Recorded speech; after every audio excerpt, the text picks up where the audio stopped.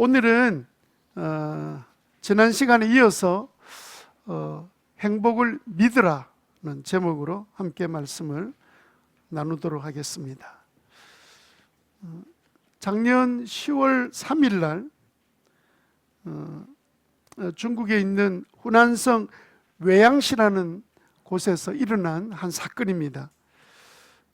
아침 10시경에 결혼식장에서 달려가고 있었던 웨딩차가 있었는데, 그 웨딩차에는 신랑과 신부와 신부의 그 들러리를 쓰고 있는 친구들, 그리고 운전사 6명이 차를 타고 결혼식장을 향해서 시간에 맞춰서 막 달려가고 있었습니다.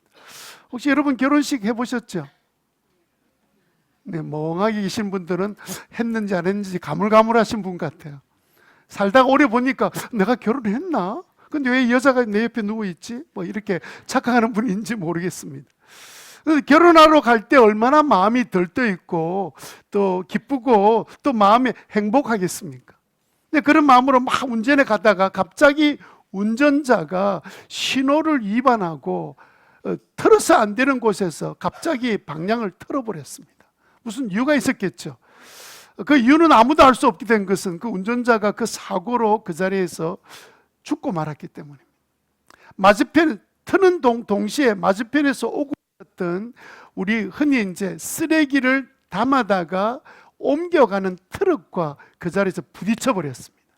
부딪혀 버렸는데 얼마나 심하게 부딪혔는지, 차선을 변경한 다음에 만났던 이 쓰레기 수거 트럭과 부딪혔으니 승용차가 무슨 힘이 있겠습니까? 트럭과 부딪혔는데. 그 사고로 그 운전자는 그 자리에서 즉사하고요. 그리고 뒤편에 앉아 있었던 그날 주인공이었던 신랑 신부도 그 자리에서 죽었습니다.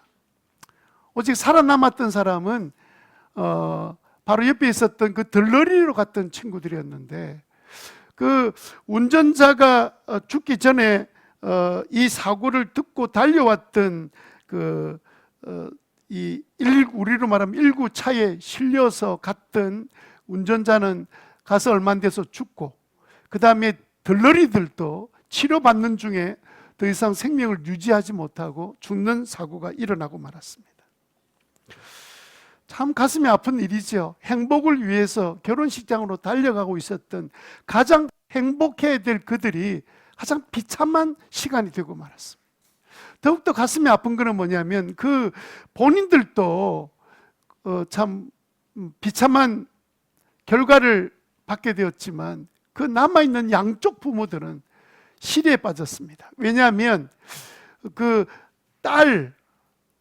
딸도 그 양가 쪽에 그 외동딸이고 아들도 외동아들이고, 그런데 그 아들딸이 결혼하기 위해서 이제 동거를 시작하고, 그리고 그 엄마의 뱃속에는 3개월 된 생명이 있었는데 그 소식이 그 자녀가 귀한 그 집안에는 큰 기대고 위로가 되고 있었는데 갑자기 교통사고로 죽는 사고로 대가 끊어져 버린 것은 말할 것도 없고, 그냥 그 사랑하는 다 큰 성장한 자녀들을 한순간에 잃어버린 것, 그것도 결혼식 하는 날에. 얼마나 비통하겠습니까? 얼마나 끔찍하고 그 사건을 잊을 수 없는 고통이 되고 말았습니다. 사람들은 행복을 원해서 달려가던 시간이었습니다. 우리도 행복을 원해요. 뭔가 우리가 몸부림치고 있는 것은 행복을 찾기 위해서 누리고 싶어서 우리가 부단히 애쓰고 몸부림을 치고 있습니다. 결혼한 사람은 말할 것도 없이 행복을 찾아서 결혼하기로 작정한 사람 아닙니까? 결혼하면 행복이 우리에게 주어질 것이라는 그런 기대를 가지고 그렇게 믿고 결혼식 달려가고 있었는데, 그 가정은 그 결혼 이후에 행복을 경험하지 못한 채 그만 불행한 마지막을 맞이하고 말았습니다. 여러분, 얼마나 많은 가정들이 행복을 위해서 만나서 결혼하지만 헤어지려고 하는 가정도 많고, 이미 또 어쩔 수 없이 헤어진 가정들도 있는 걸 보면 결혼 자체가 행복을 가져다 주는 것은 아니라는 사실을 다시 한 번 더 우리가 깨닫게 되고, 이미 결혼해 보신 분은 알지요. 결혼 자체가 행복을 주는 것 아니다. 제가 여러분들의 눈을 보고 있는 이유가 뭐냐면 인정하는지 안 하는지, 그렇게 느끼고 있는지 아닌지 굉장히 궁금해서 잠시 쳐다봤습니다. 사람은요, 행복을 원하지만 행복한 삶은 모두가 살아가는 것은 아닌 것 같습니다. 생각만큼 많은 사람이 행복을 누리지 못하는 것 같습니다. 그래서 제 마음속에도 행복은 찾지만 진짜 행복을 만나서 누리는 사람은 많지 않는 세상에 살고 있구나. 그렇습니다. 우리가 찾고 있는 그 행복은 갑자기 사라지기도 해요. 그래서 심지어는 어떤 사람은 너무 행복한 순간을 맞이할 때 불안한 거예요. 이 순간이 갑자기 또 사라지지 않을까? 그동안 많은 경험들을 통해서 아파했던 당사자들은 이 행복이 혹시 그냥 구름처럼 그냥 바람에 밀려 떠나버리는 건 아닌가 하는 불안한 마음을 갖는 것도, 세상의 행복은 그냥 늘 언제 사라질지 모르는 불안한 행복이기 때문인 것 같습니다. 요즘은 우리나라에 차가 많이 늘어났어요. 그러다 보니까 교통사고가 이전보다 훨씬 많이 늘어났습니다. 한 사거리에서 교통사고가 났는데요, 20대 청년이 신호를 보고 횡단 도로 보도를 그냥 싹 지나가는데 신호등을 보지 않았던 60대, 근데 건너는 신호등을 보지 않았던 60대가 그냥 아무 생각 없이 지나가다가, 요즘 좀 걱정되는 게 뭐냐면 여러분 그 길 가다 건널목 지나간 사람들, 핸드폰 보고 지나간 사람이 너무 많아요. 여러분들 절대로 핸드폰 건너갈 때 핸드폰 건너가는 게 아니고 횡단보도 건너갈 때 핸드폰 보시면 안 돼요. 예? 아무리 급한 전화가 오면 전화는 받으면 앞을 보고 가니까 상관이 없는데, 아니 세상에 핸드폰을 쥐고 있는지 안 쥐고 있는지 모르지만 60대가 지나가다가 그만 20대 청년이 모는 차에 부딪혀서 쓰러졌습니다. 청년이 깜짝 놀라서 차를 세워놓고 내려서 그 어른을 데리고 급하게 응급실로 갔었는데 그 어르신이 살지 못하고 돌아가셨어요. 결국은 돌아가셨는데, 그런 사고를 만나면 사고를 나게 되었던 그 청년은 어떻게 되겠습니까? 그리고 돌아가신 분은요, 그것도 남아있는 가족들은요, 자녀들이 있을 거 아니에요. 갑자기 행복했던 삶도 갑자기 어떤 사건을 통해서 불행해지는 것이 우리 인생입니다. 그런 면에서 보면 우리는 정말 하나님 앞에 감사해야 될 사람들이에요. 왜냐하면 우리는 하나님을 믿고 있는 사람들이잖아요. 하나님이, 우리가 예수님 믿을 때 하나님이 우리의 마음에 성령 영으로 우리에게 오셔서 우리에게 하나님의 자녀되는 특권을 허락해 주시고, 너는 이제 내 자녀다. 하나님이신데 우리 자녀에게 주고 싶은 가장 중요한 게 뭡니까? 행복 아닙니까? 너는 걱정하지 마라. 이제 너는 나의 자녀로 살면서 내가 행복을 만드는 자고 내가 행복의 권원이 되니 너는 행복하게 살 수 있다. 그러시면서 우리들을 자녀 삼으신 자녀의 특권을 우리에게 누리게 해주셨죠. 그 모든 특권들을 가만히 보면 그 성격이 전부 다 행복이라는 것에 귀결이 됩니다. 그러면서 주님께서 우리에게 뭐라고 말씀하십니까? 너희들은 항상 행복하여라. 너희들은 행복할 자격이 있다. 너희들은 행복해야 될 이유가 있다. 왜냐하면 너희들은 내 사랑하는 자녀들이기 때문이다. 그렇게 주님 우리에게 말씀하고 계십니다. 여러분, 그러나 참 불행하게도 신자라고 다 행복을 누리고 사는 것 아닙니다. 많은 분들이요, 행복하지 못하고 살아가는 거예요. 하나님을 나의 아버지로 믿는다고 머리로는 믿음을 갖고 있습니다. 믿음이란 갖고 있습니다. 그런데 현재 행동으로 믿는, 내가 나를 믿느냐는 믿음의 행동에는 없는 거예요. 여러분, 영어로 하면 faith와 believe는 약간 조금 다른 거예요. 내가 나름대로 뭘 믿고 있습니다. 나는 하나님 믿는다. 나 하나님이 창조주다. 나의 아버지 되신다. 그럼 나는 믿어요. 그런데 행동으로 지금 네가 나를 믿느냐라는 현재 주님 앞에 행동과 말로 믿는 것은 다른 거예요. 머리로 아는 것과 다르다 그 말이에요. 많은 사람이 자기가 믿음이 있다고 생각해요. 그런데 정작 현실에서 행동하는 거 보면 믿는 자 같지 않게 행동하는 거예요. 그래서 어떻게 보면 믿음이란 것과 믿는 것은 같은 것임에도 불구하고 다르게 나타날 때가 있는 거예요. 마치 조금 전처럼 행복하기를 다 원하는데도 불구하고 행복할 모든 조건을 다 갖춘 믿는 자임에도 불구하고 실제로 행복을 느끼는 것이 다른 것처럼 말입니다.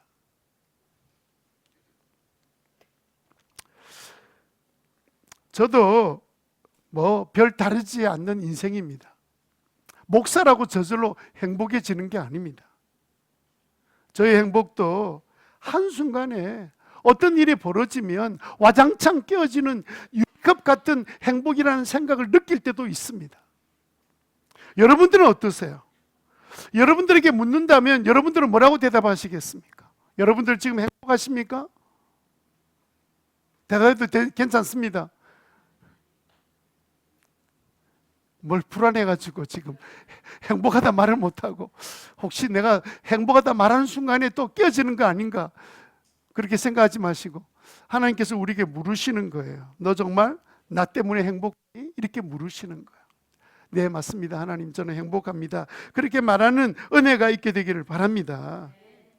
여러분, 우리가 이 늘 살아가는 삶 가운데 왜 행복이라는 것이 어느 날 사건이 벌어지면 갑자기 와장창 깨어지는 행복, 왜 이런 행복이 그냥 유리컵 같은, 유리장 같은 이런 그 행복인가, 그렇게 우리가 느낄 때가 있지요. 왜 그럴까요? 왜 우리는 행복을, 하나님 주신 행복이 있는데 그 하나님 주신 행복은 그 견고한 행복이고 변함이 없는 행복인데 왜 우리가 느끼는 행복은 유리창 같은 행복이냔 말이에요.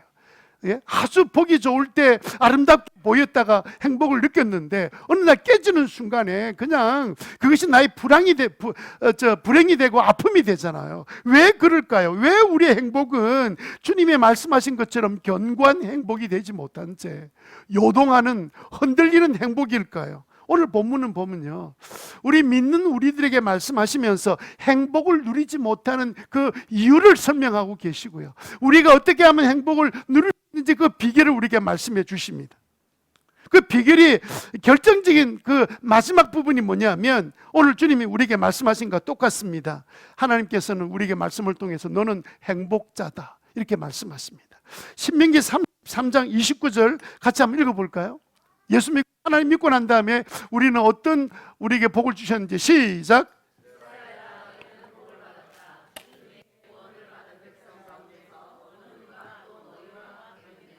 네, 이것을 개정 계획으로 설명하면 이렇게 되어 있습니다. 이스라엘이여 너는 행복한 사람이로다. 여호와의 구원을 너같이 얻은 백성이 누구냐?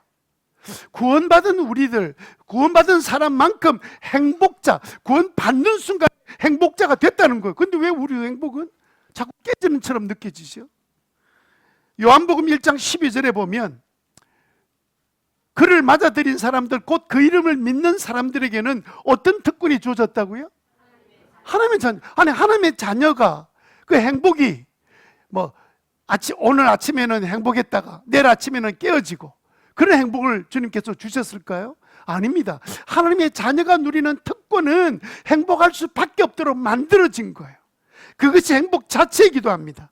왜 우리를 구원받을 때 하나님께서 우리를 향하시면서 하신 말씀이 너 그동안 내 자녀가 아닐 때 너 너무너무 힘들고 어렵게 살았지. 이제는 너는 내 자녀니까 행복하여라. 행복할 수밖에 없는 삶이 너를 기다리고 있어. 이제 그 행복을 누리고 살아라. 주님 그렇게 우리에게 말씀하시거든요. 주님이 이 말씀을 믿게 되시기를 바랍니다. 행복하는 방법은요, 하나님이 우리에게 말씀하신 이 말씀을 붙들고 사는 거예요. 하나님 나를 행복하게 만드셨구나. 한번 따라해 봅시다. 나는 예수 믿기 때문에 행복합니다. 아멘? 우리는 이런 행복의 고백을 어떻게 하면 할 수 있을까요? 하나님이 이미 우리를 예수 믿을 때 너는 행복자다라고 분명히 말씀하셨거든요. 그런데 왜 자꾸 헷갈려요? 왜 자꾸 그 행복이 있었다가 사라졌다가 그냥 불행했다가 행복했다가 왜 그렇게 상황에 따라서 흔들리고 있을까요? 그래서 먼저 우리는 약속해 주신 그 하나님의 말씀, 선포하신 말씀, 그 약속의 말씀을 믿지 않으면 우리는 자꾸 어떻게 살게 되냐면 첫 번째로요, 허우적거리며 삽니다. 어떻게 산다고요?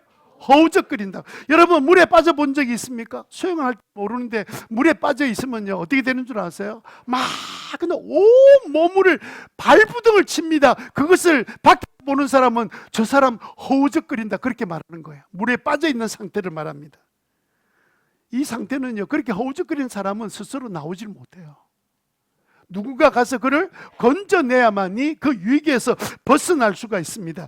불행의 늪에 빠지지 않으려고 몸부림을 치면서 난 행복할 거야, 행복해지고 싶어 그렇게 말하지 않는 사람 어디 있습니까? 있는 힘을 다해서 나 노력하고 발부둥 치는데 가면 갈수록, 세월이 지나면 지날수록 우리가 행복에 더 가까워지는 게 아니라 오히려 허우적거리는 인생을 살고 있는 거예요.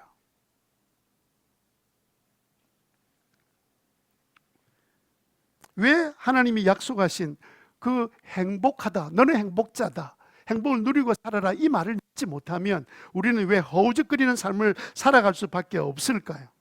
그것은요 여러분 하나님의 약속의 말씀을 믿지 못하기 때문에 그런 거예요. 그러니까 내가 하는 약속의 말씀을 믿지 못하고 나는 하나님과의 관계가 회복되면서 행복이 주어졌다는 사실을 받아들이지 못하고 그것을 계속 유지하지 못하고 사니까 다른 대체물이 생긴 거야. 다른 대체물을 팀 켈러라는 목사는 뭐라 그러냐면 나의 우상이다 그렇게 말한 거예요. 사람들이요 하나님과의 관계에서 행복을 누리지 못하니까 자꾸 대체물 돈을 찾는 거야. 돈이 많아지면 행복해질 거야. 높은 권력을 차지하면 행복해질 거야. 내가 성공하면 행복해질 거야. 전부 다 뭐예요? 내용들이 뭐예요? 전부 다 눈에 보이는 그런 어떤 환경들이고, 예? 눈에 보이는 물질적이고. 하나님 우리가 행복할 때, 야, 너 돈 많이 가져서 행복해질 거야. 그런 말씀 하지 않으셨습니다. 너는 내 자녀가 됐으니까 행복자가 된 거야. 이렇게 말씀하고 있는데, 행복의 근원을 다른 데서 우리가 막 찾고 있으니까 허우적거리는 거예요. 어떤 사람은 돈이 자기를 행복에 될 줄 알고 열심히 돈을 벌려고 하다가 어느 날 돈 버는 일이 다 깨어져 버리고 돈이 나가버리고 새버리고 막 아파서 병원에 가보니까 돈이 막 사정없이 막 빠져나가잖아요. 그래서 어느 날 갑자기 이게 돈은 있는 것 같은데 이 몸이 안 따라가는 거예요. 그래가지고 자잘의 전망에 막 빠지고 허우적거리고 돈이 좀 있을 때는 막 행복처럼 보였는데 있어도 행복하지 못하고 돈이 다 빠져나가니까 더 불안해서 불안을 느끼는 이유. 뭐 때문에 그래요? 자기 가치 기준이 행복을 줄 것이 돈이라고 믿었기 때문에 그래요. 그게 바로 우상이란 말이에요. 나를 행복하게 만들 거라고 생각하는 것이 바로 우상입니다. 하나님 외에는 우리를 행복하게 만들어 주실 분이 있어요, 없어요? 예? 하나님 외에 나를 행복해 주실 분이 있어요, 없어요? 없지요. 그런데 그 하나님을 꽉 들지 않으면 결과적으로 나의 우상을 내가 만드는 게 시작합니다. 뭔가 불안하니까. 그래서 사람들이 열심히 공부하고 그 공부하는 목적 자체가 자기가 행복해지려고 공부하는 거예요. 절대로 그 사람이 행복해지지 못합니다. 내가 사업을 잘해보겠다. 그 사업이 자기를 행복해 하도록 만들어 주신 적이 없음에도 불구하고 자기가 마치 그것을 행복해질 줄로 생각하고 살아가는 거죠. 왜요? 왜 허우적거립니까?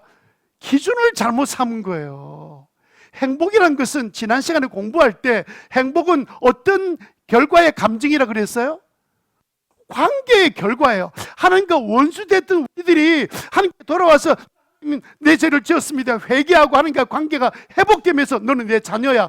이렇게 주어지는 마치 어린아이가 엄마의 품에 안겨 있으면 그 엄마의 품에 안겨 있으면서 행복해지는 것처럼 하나님과의 관계로 주는 행복인데 하나님 관계는 점점 무시해버리고 그냥 아예 박살이 나도 아무 상관이 없고 돈만 있으면 내가 권력만 지면 내가 어떤 것을 원하는 성공만 차지하면 행복할 거라고요? 그러면 전부 다 행복해야지.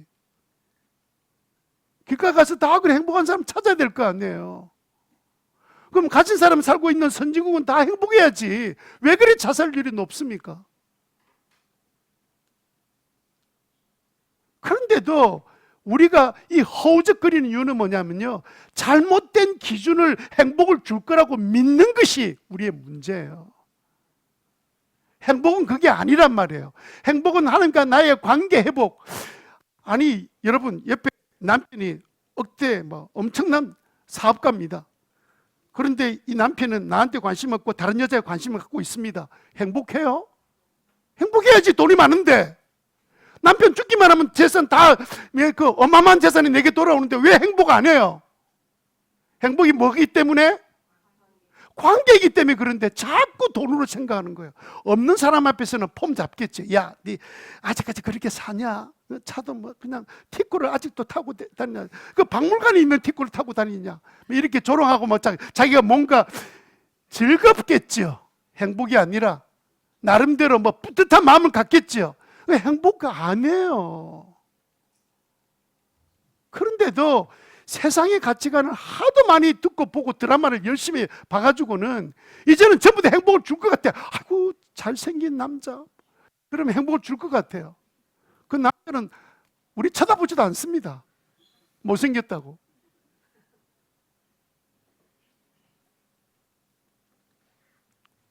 그렇게 잘생긴 사람들이 살면서 왜 자꾸 그렇게 이혼을 많이 합니까?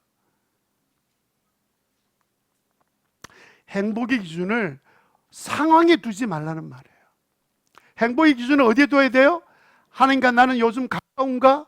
가까워진 관계를 위해서 내가 뭘 할 것인가? 여기에 몰두해야 행복이 우리에게 흔들리지 않고, 이런 행복을 차지한 사람은요, 주변의 환경이 핍박이 몰려와도, 오늘 본문에 보면 핍박이 있어도 기뻐해라.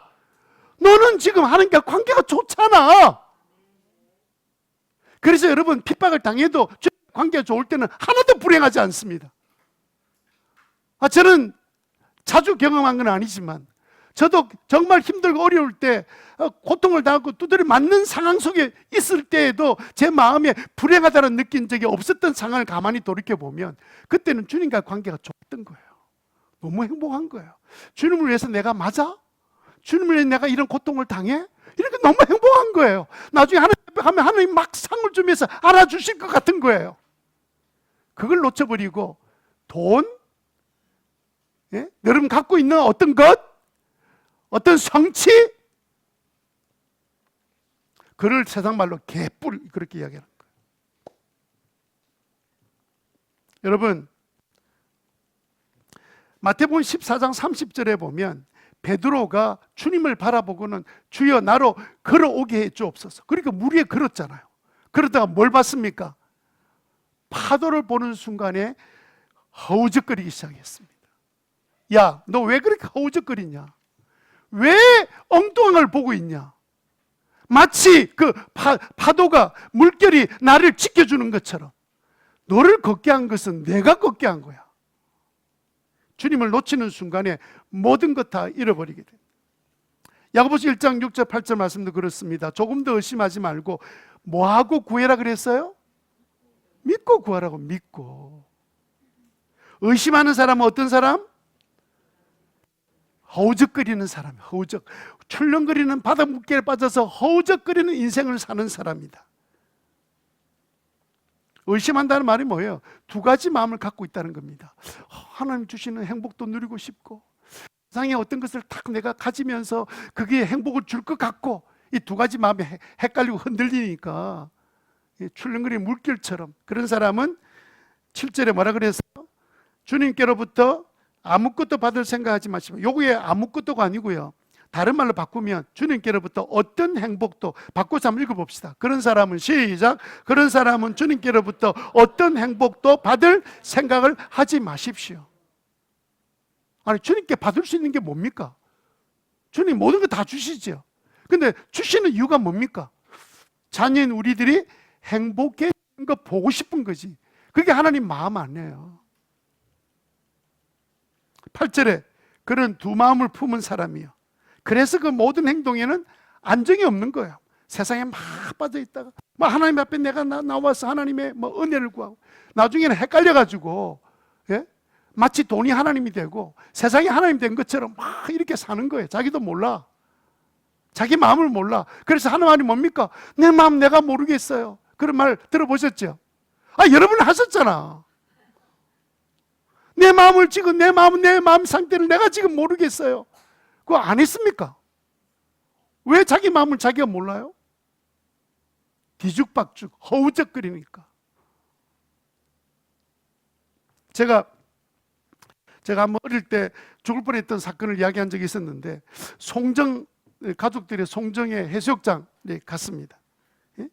그때는 그 위에서 산에서 이렇게 동네 흐르는 물들이 모여가지고 제법 그 배들을 댈 만큼 넓은 무슨 호수는 아니에요. 뭐 이런 물이 고여 있는 곳에 제가 그 초등학교 때 바다에 가는 거는 좀 그렇고 해서 거기 들어가면 어떠나 싶어서 발을 대는 순간에 전부 다 그게 진흙처럼 찰흙처럼 미끄러운 거예요. 그게 민물로 돼 있으니까 발을 딱 댔는데 그 순간에 밀려가지고 쫙 밀려 들어가는데 그걸 제가 수영할 줄 알았으면 신나게 들어갔을 건데 막 그때 놀래가지고 막 허우적거리면서 막 들어가는데요, 물이 갑자기 막 허리까지 목까지 올라오는 거예요.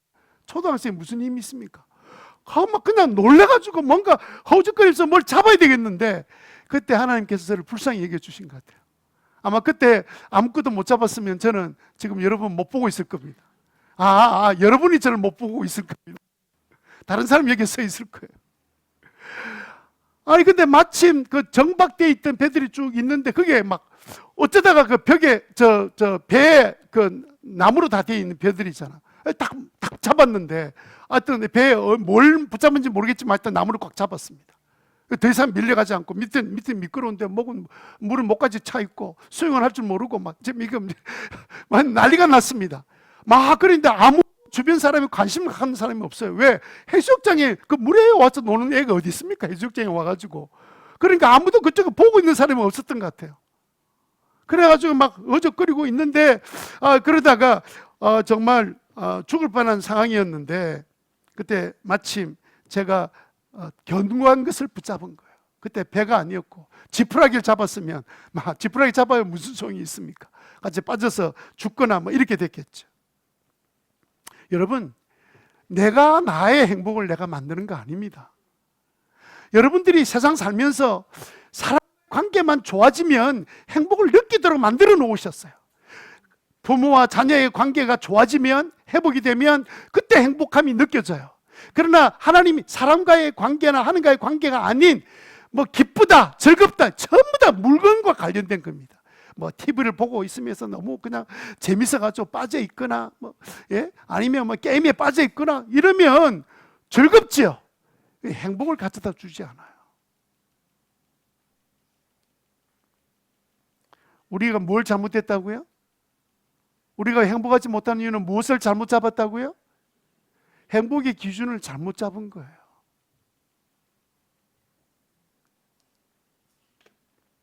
자, 여러분 이제 묻겠습니다. 여러분 이제 답하십시오.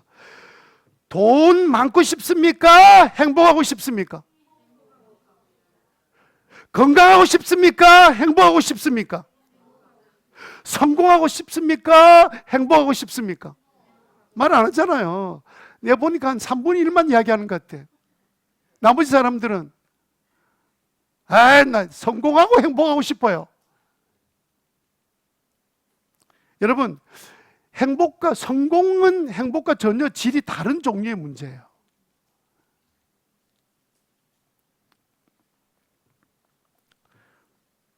그러면 우리는 행복에 대한 믿음을 가지려면 어떻게 해야 되느냐? 두 번째 우리가 생각할 것은 뭐냐면 가까이 가야 합니다. 가까이 가라. 누구한테 가까이 가야 될까요? 예수님께 가까이 가야죠. 오늘 1절 보십시오. 예수께서 무리를 보시고 산에 올라가 앉으시니 제자들이 그에게 나왔다. 2절에 예수께서 입을 열어서 그들을 가르치셨다. 3절에 마음이 가난한 사람은 복이 있다. 하늘나라가 그들의 것이다. 요걸 공동 번역본에는 뭐라고 되어 있냐면 이렇게 되어 있습니다.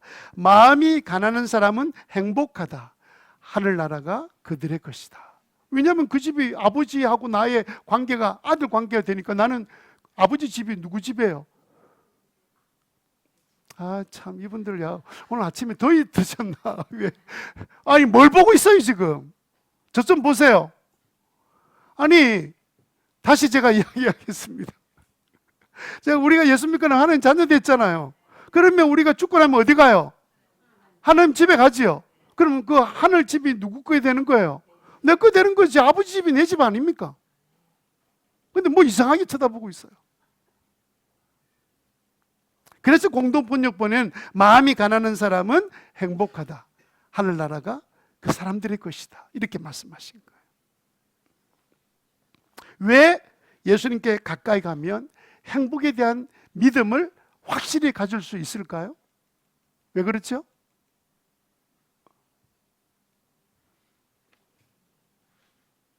참 제가 머리가 나쁜 건 아닙니다만은, 제가 오늘 예배 마치고 나면 저 입구에서 제가 10만 원짜리 숯별 하나씩 나눠준다 이러면 지금 막 다들 눈이 반짝반짝 해가지고 10만 원 어디 쓸 거야 막 이러면서 난리가 날 겁니다. 그죠? 여러분, 그보다 더 중요한 것은 뭐냐면 주님께서 우리에게 행복한 믿음을 가질 수 있게 만들어 주신 분이에요. 왜냐하면 예수님이 이 땅에 오신 목적 자체가 우리에게 행복을 주려고 오셨기 때문에 그래요. 우리 행복의 권원이 누구라고요? 예수님. 예수님 가까이 가면 우리는 뭐해진다고요?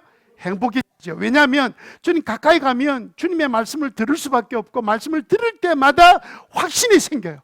근데 여러분 우리 인간이기 때문에 여러분들 한 달 동안만 말씀 예배 안 드리고 말씀 안 들어보세요. 여러분들 어떤 사람 되는 줄 압니까? 반쯤 불신자가 되어 있습니다. 말씀 안 들으면요, 믿음이 있는 사람도 흔들흔들거리고 허우적거리게 돼 있어요. 주님께 가까이 오라고 주님 말씀하신 것은 나를 통해서 너희들이 얼마나 행복한지를 이제부터 내가 설명할 테니까 잘 들어봐라. 3절부터 12절까지 내용은 너희들이 이미 왜 행복한지, 행복에 대한 이유를 설명하고 계신 거예요. 로마서 10장 17절 같이 한번 읽어볼까요? 잘하는 말씀이죠. 시작.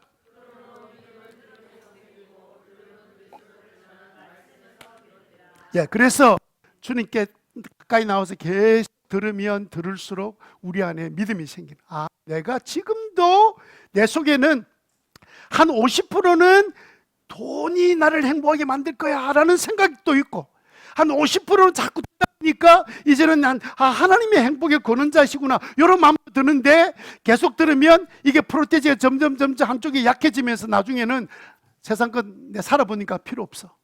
전도서 내용이 그거잖아요. 돈, 권력, 여자 다 지었다가 전도서 결론이 뭡니까? 전부 다 헛되다. 누구만이 나를 행복하게 만들어 주신다?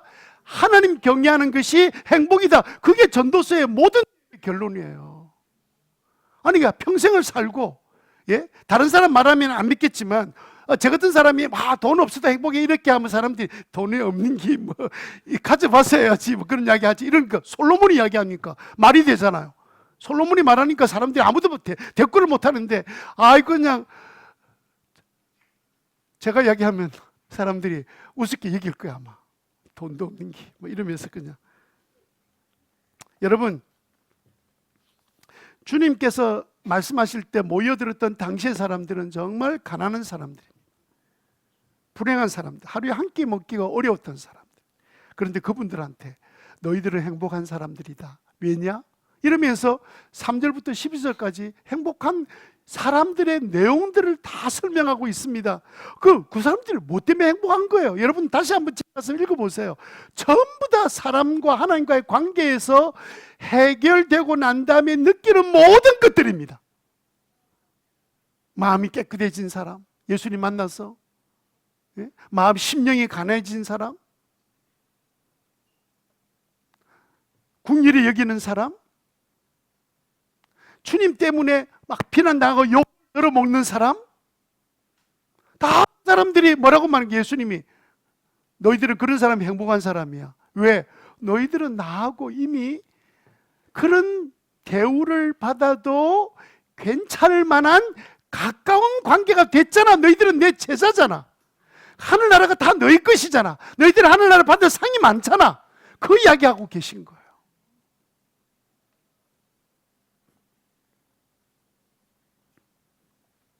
시편 73편 28절에 우리 같이 읽겠습니다. 시작.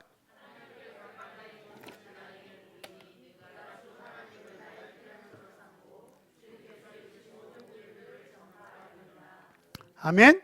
내가 그러면 이 땅에 사는 동안에 어려움이 생기는 문제를 어떻게 하느냐?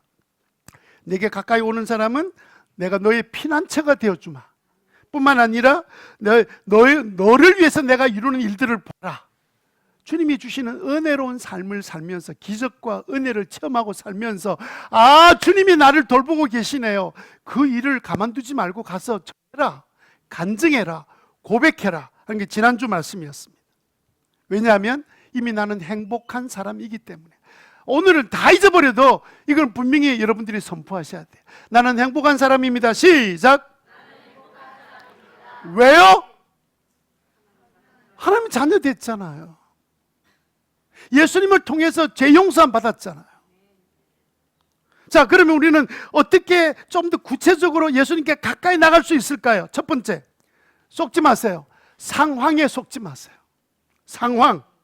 예? 눈에 보이는 것에 속지 마세요. 그게 여러분들의 우상이 되는 순간에 상황이 좋아지면 웃다가 상황이 좀 나빠지면 그냥 막 죽고 싶고 막 우울증에 빠지고 온갖 일들이 다 일어납니다.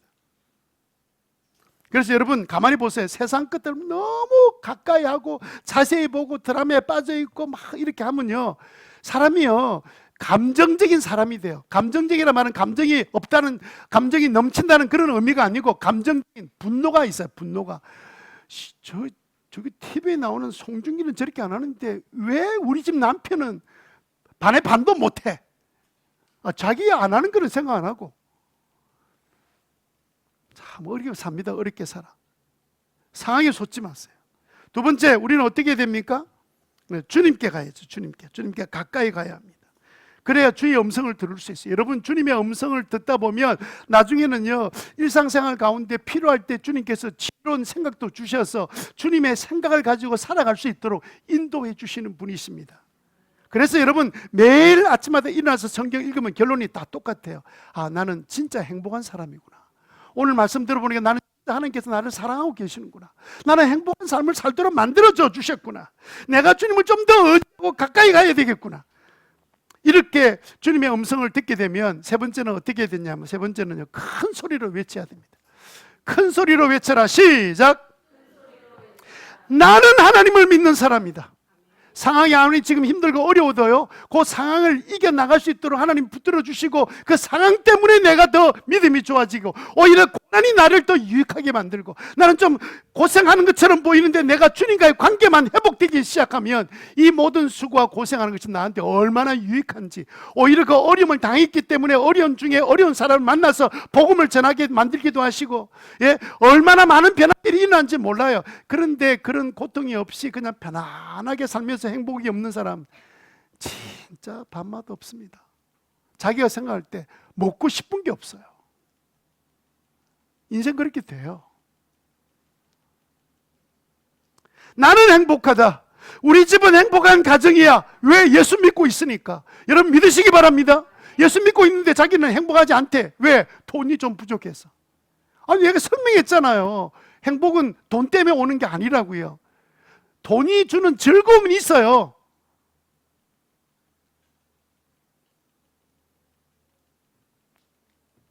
그러면 우리가 예수님이 행복을 주신다는 사실을 믿으면 우리는 어떤 사람이 될까요?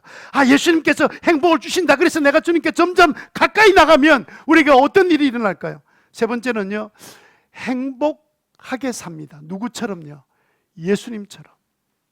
예수님의 의도는, 오늘 본문의 의도는 뭐냐면 너희들은 나처럼 될 거다는 뜻이에요. 여러분, 정말 행복한 부모들은요, 자녀들에게 뭐라고 말합니까? 나처럼만 살면 돼. 그럼 너희들이 행복해. 그런데 부모들이 행복하지 못하면 자녀들이 뭐라 그럽니까? 절대로 나처럼 하지 마. 마음이 편하지 않는 거예요. 내가 행복하지 않는 거예요. 여러분, 예수님이 행복을 주신다고 그렇게 말씀하신 것을 믿으면 왜 예수님처럼 행복해지게 됩니까? 예수님 좀 더 가까워 가니까 나도 모르게 사람들을 보니까 가면 갈수록, 만나면 만난 횟수가 많으면 많을수록 누구를 닮아가요? 예수님 닮아가지. 쟤하고 아내하고 별로 닮은 게 없는데 처음 결혼할 때는, 요즘 어떤 사람 보면서 두 사람 많이 좀 닮은 게 있는 것 같아요. 뭐 그런 이야기 하는 사람이 있습니다. 눈이 비었나? 뭐 이런 생각도 한 적도 있었지만, 이게 같이 살다 보면 비슷해지는 가는 거예요. 이상한 게 아니에요. 그런데 예수님과 같이 지내는 시간이 많아지면 많아질수록 어떻게 예수님 안 닮아갈 수 있습니까? 자, 여러분 3절에 보면, 3절 이제 성경 다 펴놓으시고 3절 보면 마음이 가난한 사람은 행복하다. 하늘나라가 그들의 것이기 때문에 이제 이해가 됐을 거예요. 그래서 내가 늘 마음이 가난한가? 하나님 은혜가 필요해. 난 하나님의 도움이 필요해. 난 하나님 없이는 못 살아. 이런 마음이 없는 사람은 내가 물어보지 않은 그 사람은 불행한 사람입니다. 그러나 그 마음이 점점 마음이 생겨서 주 앞에 나오고 싶어하는 마음이 있는 사람은 분명히 행복한 사람. 두 번째, 그래서 주님 앞에 나와서 자신의 연약함을 보니까 슬퍼지는 거예요. 하나님, 이렇게 은혜를 받고 이런 사랑을 받았는데 왜 아직도 나는 이런 부족한 부분들이 있습니까? 라고 주님 앞에 나와서 슬퍼하면 주님께서 야, 너 조금만 있으면 훨씬 좋아지게 될 거야. 걱정하지 마. 너 지금 잘하고 있는 과정 중이야. 그동안 네가 세상에 푹 빠져 있다가 나오니까 좀 힘들지만 세월이 가면 갈수록 넌 점점 좋아지는 사람 될 거니까 슬퍼하지 마. 이러면서 주님께서 우리를 위로하시는 거예요. 5절에 그러다 보니까 우리가 하나님의 위로를 받다 보니까 우리가 점점 마음이 이제 온유해져서, 온유하다는 말이 뭡니까? 막 그냥 손주들이 그냥 막 할아버지 좋다고 막 그냥 수염을 잡고 이래도 다 털쳐버릴 힘이 있지만 할아버지 그렇게 안 하지요. 털쳐버리면 다칠 수 있으니까. 힘이 있어도 힘을 사용하지 않아요. 나도 힘이 있지만 참 말도 안 되는 세상 사람들의 말이나 행동을 보고도 옛날처럼 같이 화내고 같이 신경질 부리지 않는 사람이 점점 되어 가니까 주님께서 뭐라고 말씀하십니까? 너는 땅을 차지하게 될 거야. 하늘나라에 차지할 곳이 많을 것을 우리에게 말씀해 주셨습니다. 그러니까 우리 7절에 보면 우리는 자비한 사람이 되지요. 주님처럼 자비한 사람, 하나님이 그들을 자비롭게 또 대해주시고, 아니 세상에서 이렇게 미친 것처럼 맨날 남한테 퍼주기만 하고 손해보기만 하고 그냥 야단 듣고도 가만히 참고 웃기도 하고, 아니 다른 사람, 세상 사람들은 막 신경질 부리고 막 그냥 자기보다 힘있는 사람 앞에서는 꼼짝 못하고 힘없는 사람 함부로 대하고 막 이런 세상인데, 그렇지 않고 막 그냥 누구한테나 동일하게 막 이렇게 자비로운 마음을 대하고 있으니까 주님께서 야, 너 잘했다. 내가 너를 긍휼히 여겼더니 너 정말 이제 네가 긍휼히 여기는 사람 됐구나. 그런 음성을 듣는 거예요. 얼마나 마음이 행복해지겠습니까? 그래서 마음의 평화가 이루어집니다. 이제 누구하고도 관계의 평화를 이룰 수 있는 사람 됐습니다. 전에는 까칠해서 조금 손해보는 일 있으면 한마디 하고 막 이래가지고 제대로 관계가 잘 이루어지지 않았는데, 점점 내가 행복하다는 사실을 믿고 주님 가까이 갔더니 어느 날 내가 누구를 만나도 잘 어울릴 수 있는 평화의 사람이 되어가고 있는 거예요. 그랬더니 주님께서 뭐라 그러시냐면 너희들이 내 자녀다. 내 자녀이기 때문에 너가 그렇게 된 거야. 10절에 그런데 아직도 세상은 우리를 계속 핍박합니다. 조롱합니다. 멸시합니다. 그래서 주님께서 의를 위해서 박해받는 사람 복이 있다. 너는 하늘나라 받을 거 아니야. 11절에 나 때문에 모욕당하고 박해를 당하고 터무니없는 날 비난당하고, 그래 기뻐하고 즐거워해라. 하늘에서 받을 너희 상이 점점 많아지는 거야.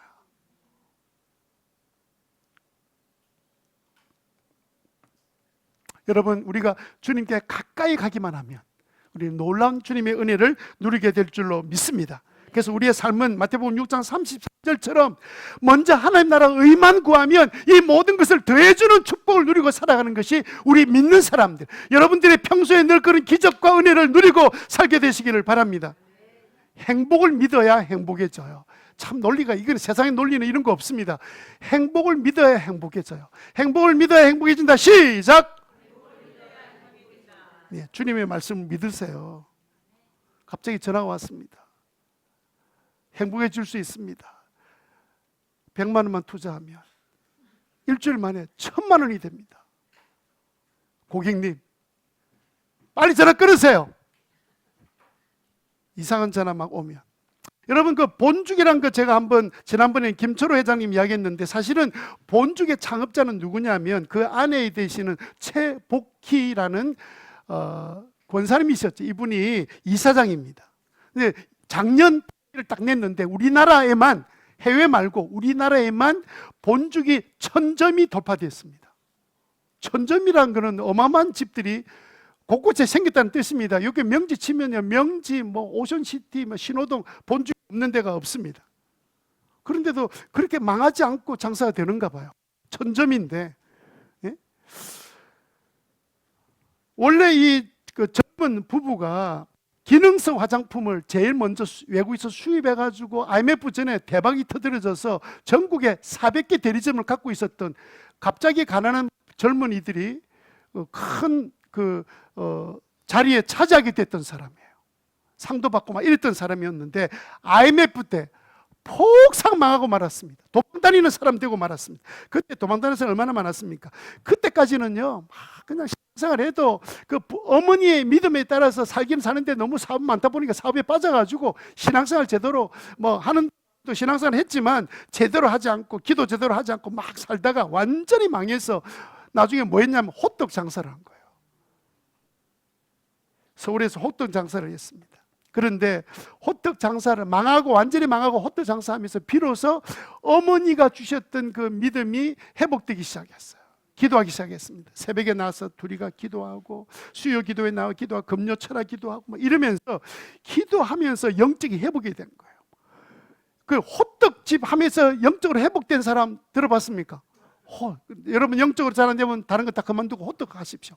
호떡 하면서 그냥 호떡은 낮에만 하는 거잖아. 그럼 새벽에 나와서 기도하고 또 저녁에 기도하고 그래서 늘 기도하는 삶을 살면서 하나님께서 은혜를 주셨는데 어느 날 남편이 사업을 잘했습니다. 남편이 제안을 한 거예요. 이제 요즘 병원 주변에 죽집은 많이 있지만 제대로 된 집이 없는 것 같다. 정말 제대로 된 죽을 정말 환자에게 먹으면 좋을 만한 죽을 만들면 좋을 것 같다라는 그런 제안을 했는데 이 최복기 씨는 마음에 전혀 들지 않았던 거예요. 무슨 본죽 해가지고 죽집 병원 앞에 죽집들이 다 있는데 가서 뭘 해가지고 뭘 한다 전혀 들지 않았는데 늘 기도하니까 하나님께서 어느 날 비전을 주셨는데요. 자꾸 이제 죽집 이야기하니까 지나가다가 죽집을 딱 보니까 세상에 저처럼 넥타이 탁 메고 정장 입은 신사가 딱 앉아서 죽을 딱 먹는데 그 광경을 딱 보는 순간에 하나님 마치 자기한테 비전을 보여준 것처럼 그래서 그 순간에 하나님 나에게 이거 하라는 말씀이구나 생각하고는 그때 하기로 마음에 결정했습니다. 끊임없이 기도하면서. 근데 하나님께 제가 이 죽집을 이름을 뭐라고 불러야 되겠습니까? 새벽에 나와서 막 기도하고 있는데 어느 날 최복기 권사가 기도하는데 하나님께서 본죽이 어떻겠냐는 그런 마음을 주시더라고요. 그때 딱 들었던 그 주신 생각 가지고 본죽이라 그래서 지금까지 본죽으로 지금 계속 장사를 하고 있습니다. 여러분 우리가 주님께 가까이 가기만 하면 주님 우리에게 말씀해 주고 싶은데 가까이 안 오니까 가까이 안 오는데도 잘 되면 신앙생활 하겠습니까? 계속 그 길로 가겠죠. 그래서 그냥 어려운 중에도 하나님은 답답하지만 내버려 두시는 거예요. 네가 스스로 오늘 찬양 불렀던 것처럼 망해가지고 완전히 뒤손 들고 나오면 그때는 내가 가만 안 있을게.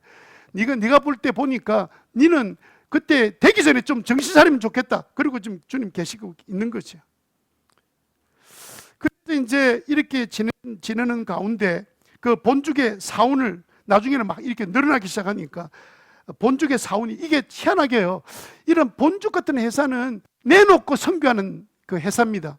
이게 주변에 장사하는 대리점이 있는 사람들 그 사람들은 잘 모르겠고 근데 원래 그 운영진들은요 굉장히 그래서 그들이 갖고 있는 선교단체 이름이 뭐냐면 본 월드 미션이에요. 월드 미션은 보셨죠? 본 월드 미션. 본죽에서 나와 있는 수입 가지고 선교사들과 선교사 자녀들을 위해서 엄청난 투자를 하고 있습니다. 이분들은 그렇게 하기로 마음에 작정하셨어요. 그러니까 본죽의 사원이 뭐냐면 하나님께 영광, 세상의 빛과 소금, 설립 이념은 뭐냐면 모두가 협력하여 선을 이루자. 그 다음에 본죽의 사명은 행복을 돕는 사람. 벌써 다르잖아요. 철저히 신앙이 있는 사람들입니다. 자, 이렇게 되었던 중요한 이유가 한 가지 있었는데 여러분 제가 교회 알림방 안 들어오신 분 계시는데 교회 알림방이 들어오세요. 제가 오늘 내일 하여튼 중에 이분이 최복희 이사장이 신앙 인터뷰 한 것이 나와 있는데 제가 설교 준비하다가 듣다가 이거 우리 교인들이 함께 좀 나눴으면 좋겠다.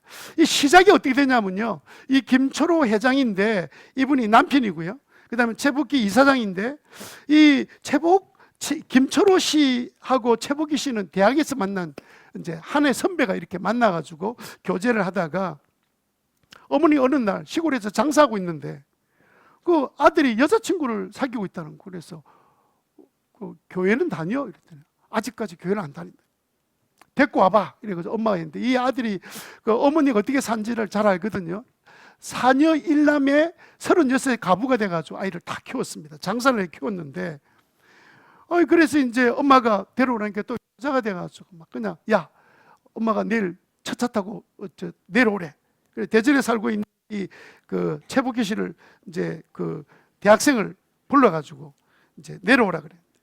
그래 이제 시골에 내려온 최복희를 그날 하다 보니까 이제 그날 저녁에 자고 아침에 가게 되었는데, 그날 저녁에 잘 때 그 어머니 방에서 같이 데리고 자는데요. 결론은 뭐냐면 너는 안 된다 했어. 너는 결혼할 수 없다. 왜냐하면 믿지 않기 때문에. 나는 믿지 않는, 나는 중학교 때부터 내 아들이 믿음의 사람 만나는 것을 기도해 왔기 때문에 지금 상황으로는 너는 아니야. 그렇게 분명히 이야기를 하죠.